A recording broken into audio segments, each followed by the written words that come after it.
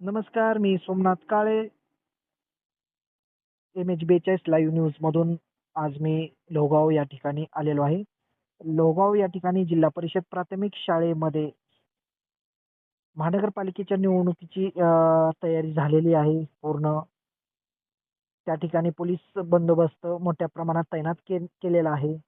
त्याचबरोबर श्वान पथकची पाहणी पण त्या ठिकाणी चालू आहे. श्वान पथकची पाहणी करत असताना त्या ठिकाणी ईव्हीएम मशीन ओपन निदर्शनात आली. त्याचबरोबर संबंधित अधिकाऱ्यांशी विचारण्यात गेलो असताना त्यावेळेस अधिकाऱ्यांनी सांगितलं, की आम्ही टेस्टिंग करत आहे. टेस्ट करून बघत आहे, की मशीन चालू आहे की बंद आहे. मला हा प्रश्न पडला, की एक सांगायचं झालं तर मशीन टेस्ट करून येत असतात आणि ते 15 तारखेला सकाळी ओपन होत असतात. आज 14 तारीख आहे. मतदान उद्या होणार आहे. तर मशीन आज ओपन करून त्यांनी ठेवलेले आहेत.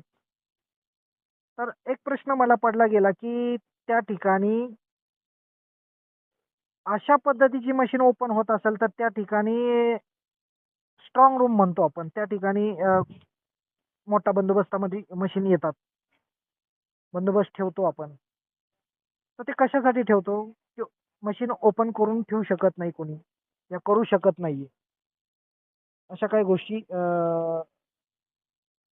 लीगलमध्ये असतात.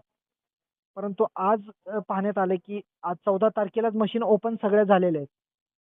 आणि सांगण्यात आलं, की अधिकाऱ्यांकडून, की आम्ही टेस्ट करत आहे. तर यांना टेस्ट करून यांना आज 15 दिवस ट्रेनिंग दिलेलं असतं.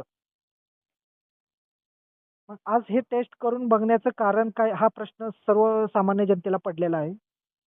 तरी यावर अधिकाऱ्यांनी उत्तर देण्यात यावं. कशा पद्धतीची ओपन केली? का ओपन केलेली आहे? सोमनाथ काळे, MH42 लाईव्ह न्यूज.